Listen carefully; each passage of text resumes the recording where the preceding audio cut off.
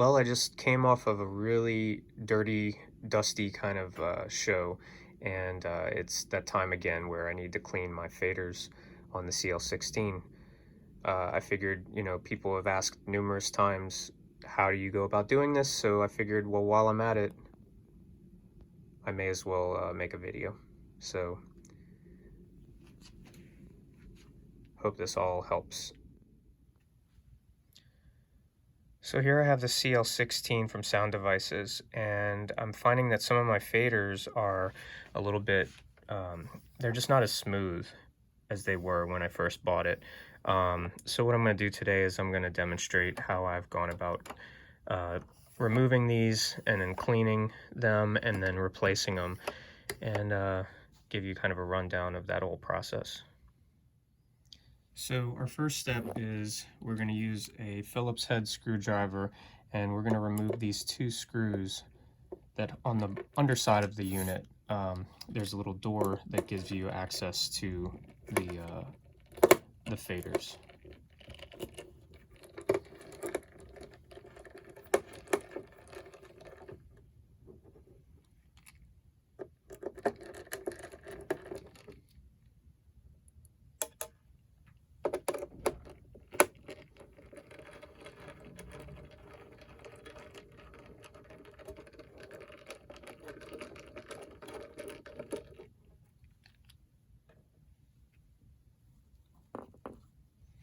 And then, once those screws are removed, this door easily comes right off.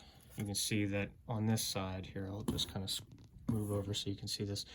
The panel itself just kind of slides right in, and then when you go to put it back, it basically presses down. You can rescrew those two screws in. That's the only door that's holding these faders in place. So it's very easy to access. One of the things I'd like to point out here is that you can see the amount of dust that has accumulated on the underside of that tray. So I mean, that's just showing you how much dust is getting into this this whole area. So we're gonna take care of that with a few other steps. One of the first things I'll do is I'll use just an air can just to blow out this area, just to get any kind of loose dust and whatnot kind of out of this part of the unit.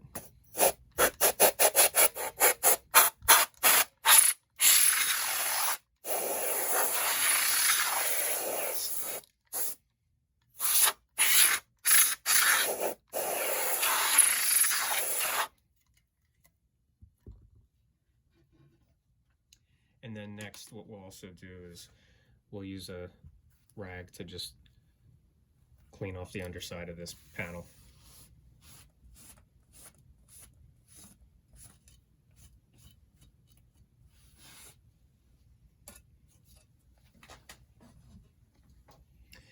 And while we're at it, we may as well clean off the other side just to get the top of the unit clean as well.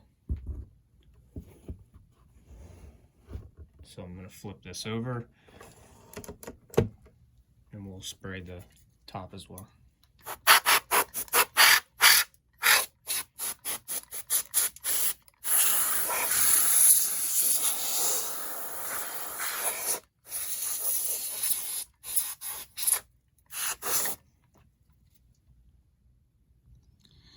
So now this is going to be probably the scariest feeling part of this whole process, is you have to get this connector here disconnected from the board.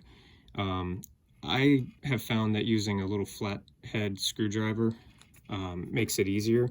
There's this little notch right on this side that you might be able to see from this angle, and what I like to do is kind of push it towards, I want to push it this way, and then at the same time lift up with the screwdriver and then give a gentle pull on the cables themselves, and then that will disconnect the connector from the board. So let me see if I can do this while letting you see on the camera. That's it. Once that's disconnected, the rest of it is basically a much easier process.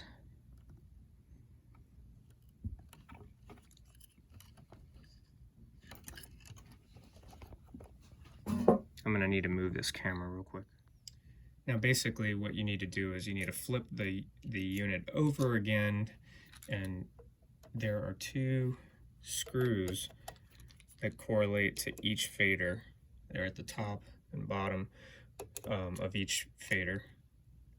And now since I did the second one from the left when it was on its back, we need to remember that that means that it's going to be the second from the right when it's right side up. So it's fader number 15 that we are currently removing. So we're going to pull these screws out.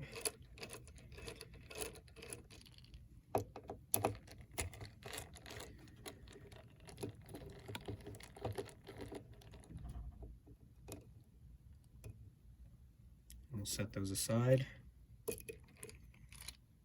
All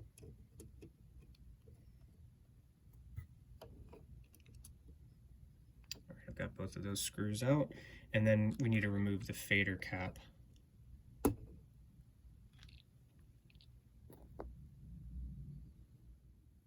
Okay, so we're back to the underside of this CL-16.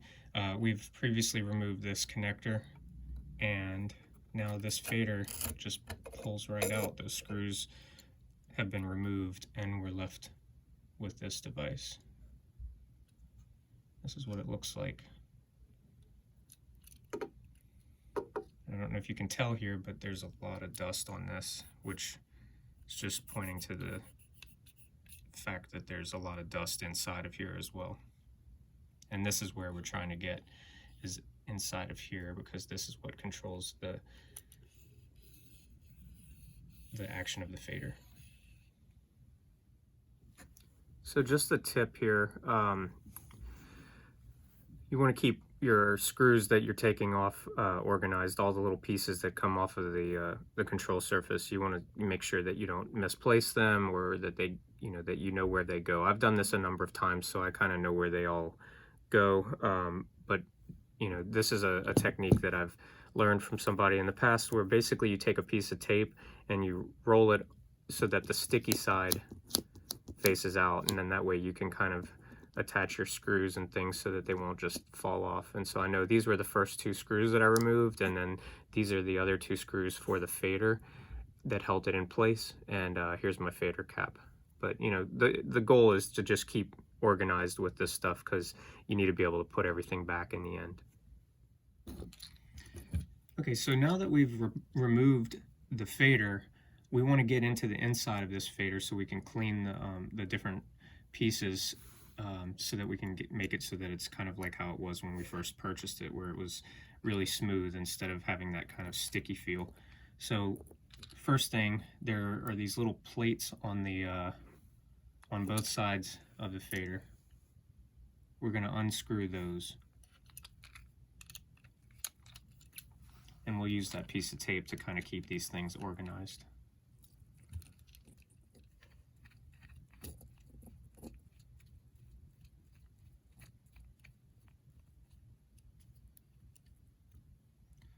So we have that screw and this plate that holds the bottom part of the fader together. Whoop, and I forgot about that. There's a little square washer thing, so that actually slides into this, and that's what holds the that's what allows the screw that's going to come from the top of the unit to hold this fader in place. So we'll slide that out. We'll put that all on our piece of tape here. And then we go to the other side, we do the same thing. Now I do believe that these plates are both the same, so it doesn't matter. You don't have to remember which one was for the top and which was for the bottom. They're both the same size.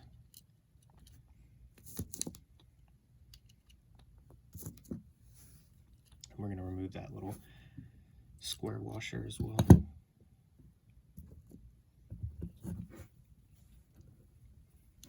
Now from here, we basically just give a little pull. Oh, I'm sorry, there's one more. We have to do the bottom screws as well.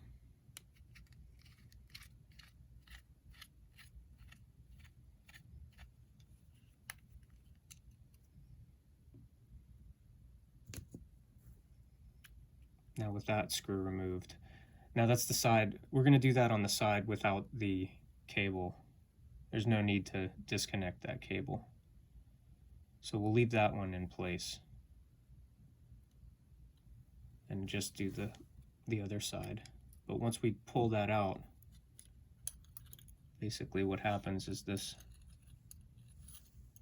can slide right out. This is kind of like a little guard, like a dust guard. We'll set that aside. And then once we're in here, you're going to see there's like a little rubber grommet.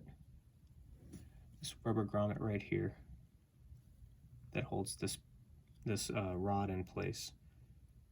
So basically, that's going to be on both sides. So what I do is I'll pull that out.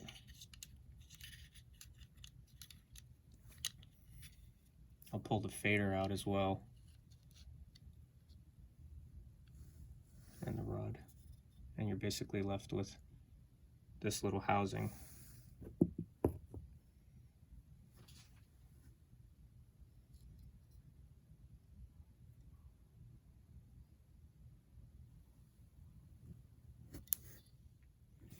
So I'm going to take my air can again, and I'm just going to gently blow out the inside of this little housing.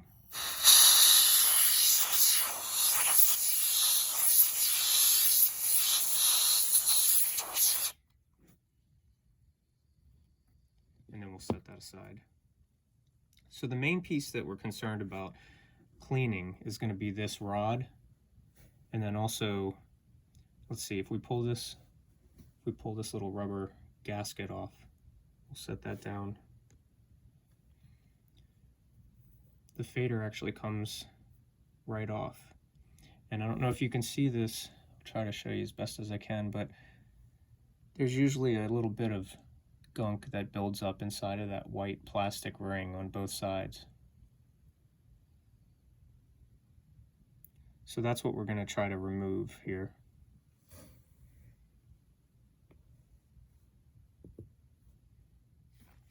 So to do the cleaning, basically I've found a couple of different tools that seem to work well for me. I mean, there's no, I haven't seen anything official that says exactly how you should do this, but I've done this a couple times now and I've had great results with it. It felt as smooth as before. So I'm going to just show you what I've done. There are these makeup tools. This is kind of like almost like a disposable eyelash thing. I don't know, somebody in the makeup department. I think they call them spoolies, but I have a kit here that has a bunch of them. So this brand is Shin Top, and yeah, just look on Amazon for spoolies or Shin Top disposable something kits. Sorry, I can't be more helpful with that. And then I've got some other makeup Q-tip type things. These, however, have like a little bit of a point to them. You can find these at most Walgreens or CVS or any kind of typical drugstore. I think the tip here being pointed helps a lot with doing what we're trying to do here. And then I have Denatured Alcohol. I keep this in a flask just because why not? It's easy to have a little bit of it on hand, in your kit and not have to carry a big plastic bottle that could spill all over your stuff. You definitely do not want to drink this stuff. So first thing I like to do is I'll dip this Q-tip into the alcohol. You want to make sure that it's good and saturated.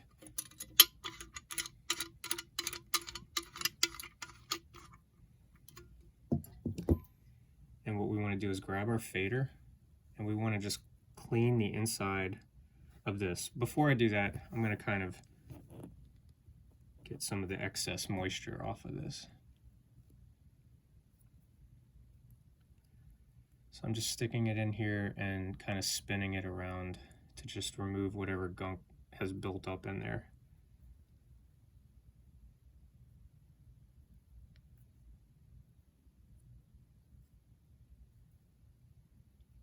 We're going to do both sides.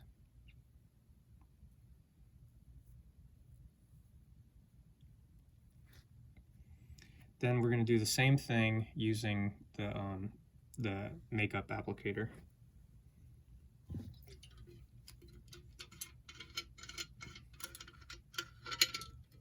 So we'll dip this in the alcohol.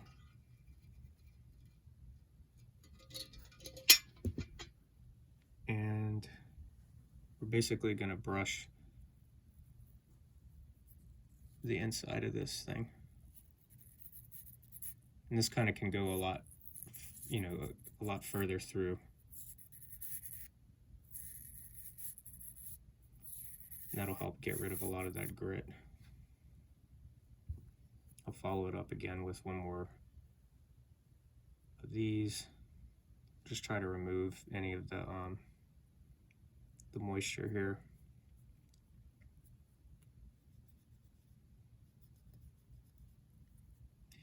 Now, I do want to point out before you get started doing this, there are these two little contacts here.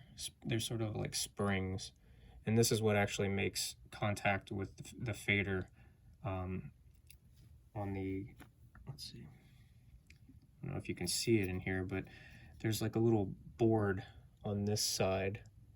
If I can get the light, I don't know if I can really see that here, but basically there's this blue piece here. It's a board that runs along the side here, and these springs are going to make contact with that board, and that's essentially what's allowing the fader to the control surface to know where your fader is on the length of the fader here.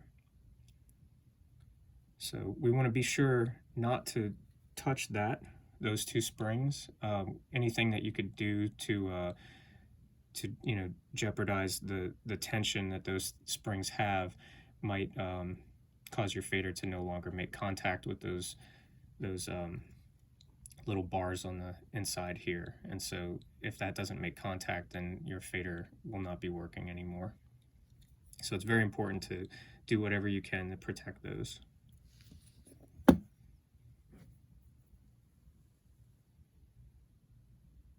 right, I'm going to set this aside, and now we're going to clean this rod. And really it seems like the combination of cleaning out those two cylinders and then cleaning off this rod are going to make the biggest difference for us in terms of the functionality of the fader. Now to do this, I'm going to grab a paper towel, and I'll be right back. All right, so I have a blue shop towel. I just have these laying around. What I'm going to do is get a little bit of that denatured alcohol onto the shop towel. And then basically I'm just going to wipe away any of the grime that is on this rod here. This little grommet came off, but that's okay. We're going to set it aside and continue to get all the grime off of this. Now you can sort of see here, it was wet, but it's also dark. That's all dust and debris that just kind of built up on that rod, and that's kind of what's causing the friction when that fader's trying to move. Now what I'm going to do is use more of a dry spot of the rag and just kind of clean it off. Make sure there's no denatured alcohol left on it. And then our next step is going to be to put this all back together. So basically working in kind of a reverse order, what I'm going to do is, oh, you know what, while we're at it, let's go ahead and clean off this too. I don't know if I did that on camera, but I'm going to use that same rag, and I'm just going to clean off both sides of this piece.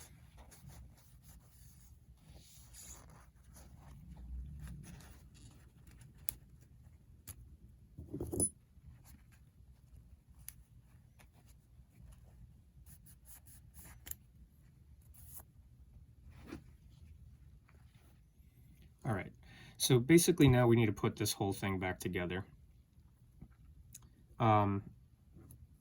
It helps when you shoot a video of it, because if you forget, you can always look back at your video to see how things were in the first place.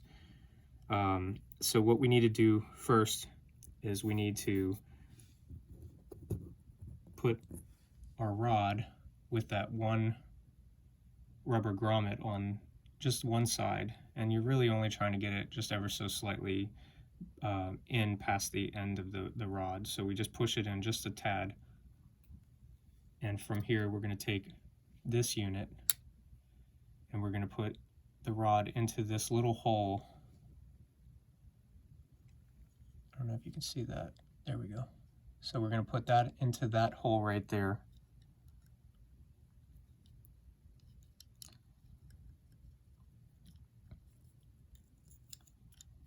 And then we're going to take that semicircle shield piece, and you can see how there's like a little semicircle there to receive it. We're going to push that into there just enough to, it doesn't have to like have any major pressure or anything on it.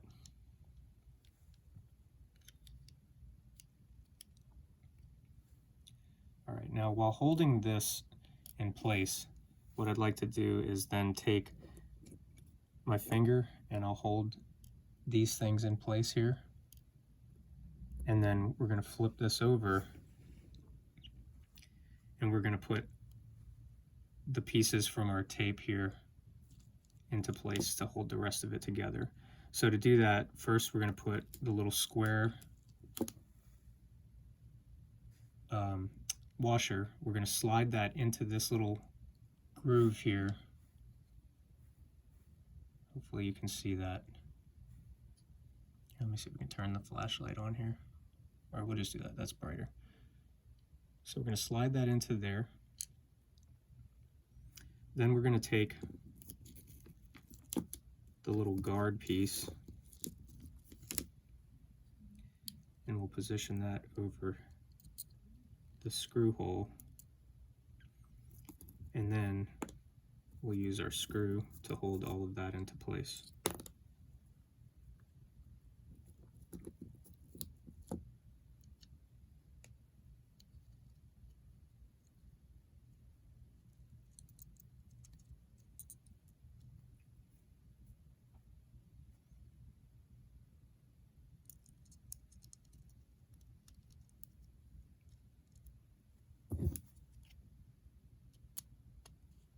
Now we'll just screw this into place.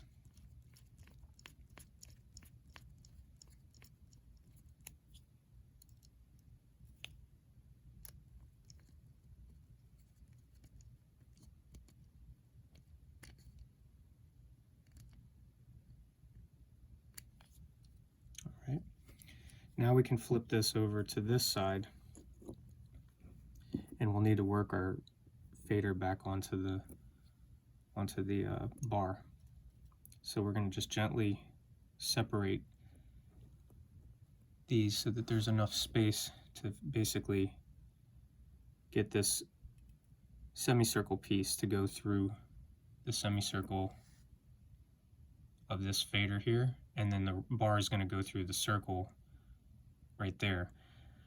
We still need to remember that there are these springs here that need to come in contact with the contacts on the side of the fader, and what I've realized is that the easiest way to remember is that the springs should be on the side where this Penny and Giles label is.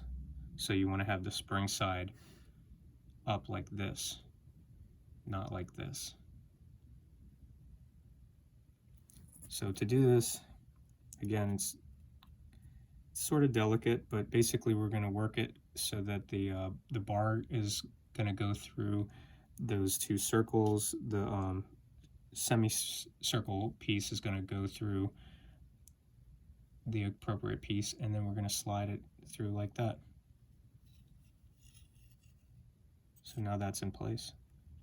From here, the rest of it's fairly simple. Again, we need to put that rubber grommet onto this side of the bar now. So we've got that there.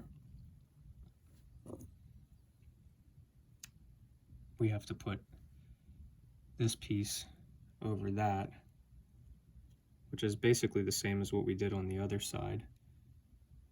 So this should just lock into place there. We'll make sure that the semicircle bit goes into its appropriate groove, and we have that in place now. Then, again, like the other side, we need to put our square washer into there.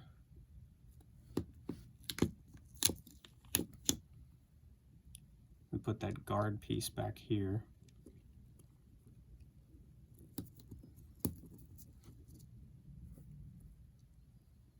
And then we put one of our screws in through there.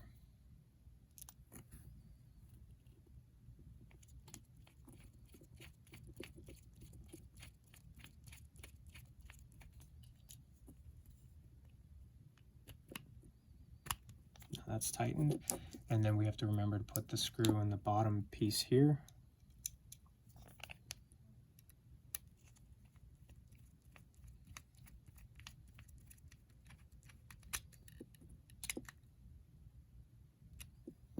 Now it's all done.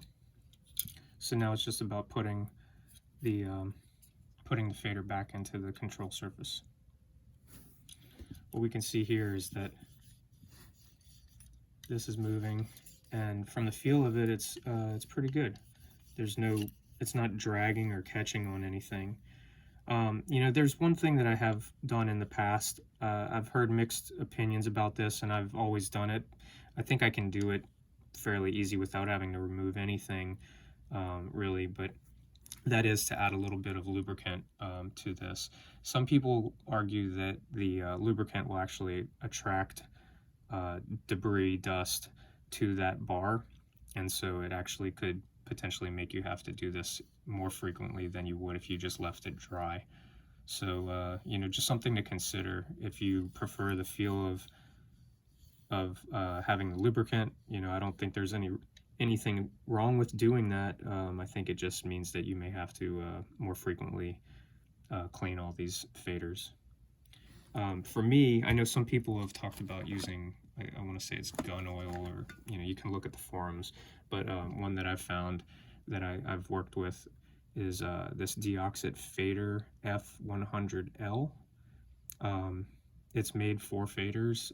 When you use something like this, you don't really want to use much. It's just a drop maybe at the top and bottom. And you know what? I'm just going to do it. I'll show you. It's got this really long, thin needle type dispenser. And if you see that bar, you can see it from the side here. I'll just add a little bit, just a tiny, tiny drop on both sides. I may even add just a little bit on both sides here.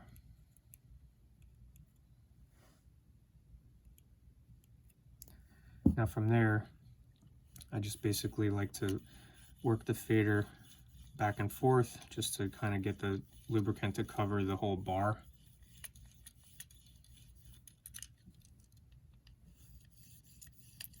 And that's it.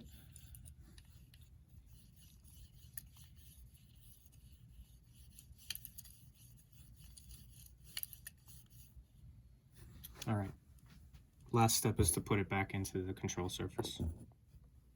All right, so here we go. We're gonna put this back into place. I'm gonna line it up.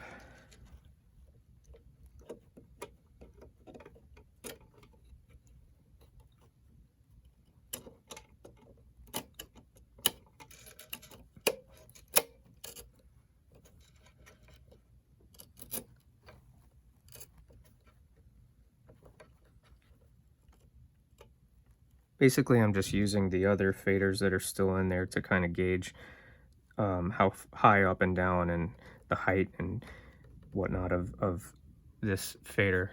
And so once we have it in place, since we're on this side of the control surface, we'll go ahead and reconnect the little connector to the receiving side of it. And again, I find it just a little bit easier to use a little flathead screwdriver just to kind of push that till it pops back into place. So that's all set there. Now we're going to flip it over to the other side.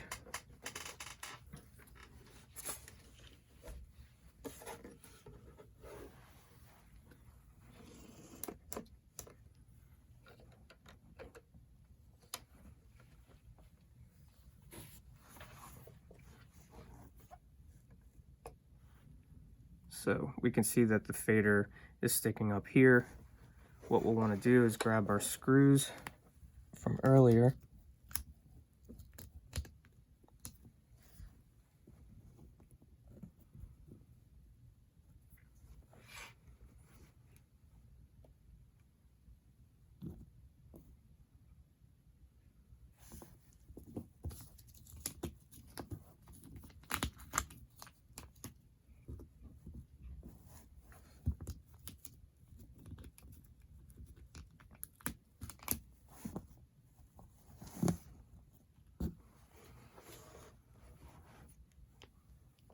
We're going to get our Phillips head screwdriver back.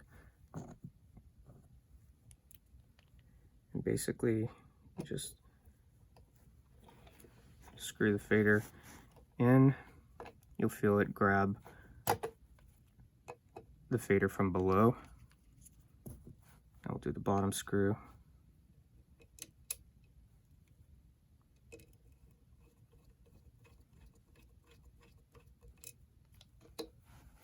So I need to push it from the bottom a little bit so that it'll grab those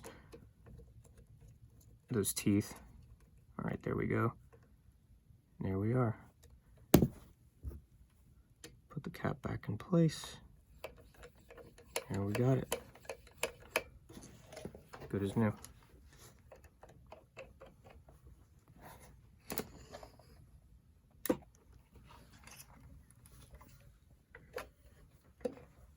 The final step here is that we need to put that plate back on.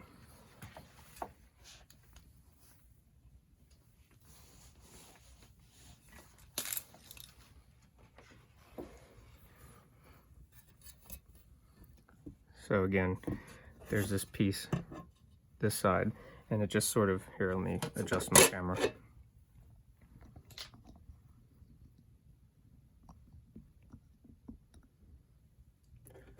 So this plate basically just kind of fits into this little slot on the one side, and then you push it down, and then that gives you access to the screw holes on the upper side.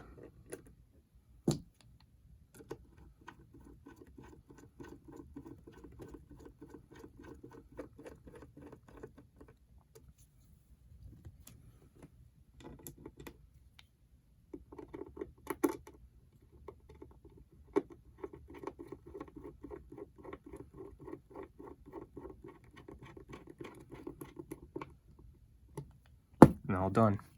Now, if anybody's curious about what these are, this is something that I just kind of came up with, but they're essentially just magnets that I found at a hardware store, and these are 1/4 screws, receiving screws here on the unit. So I realized that I could just screw the, get a 1/4 sized screw and screw these two magnets to the bottom side of the control surface. And because my drawer that I use to hold this in my cart is made of steel, these magnets actually hold it in place, and that way I don't need to use Velcro or anything like that, which it makes it a little bit easier to remove quickly when I need to, but it actually does a very good job of holding it in place on the cart. I haven't had any situation where it was sliding or bouncing or anything like that. So just kind of a cool little tip that I came up with. feel free to you know, try it out. And it doesn't seem to have any effect on the unit. I've used this for over a year. It's not, these magnets are not affecting anything from what I can tell. So try it out. If that works for you, great. So now that I've shown you kind of the full way to do this, I'm going to kind of demonstrate maybe just a quicker way.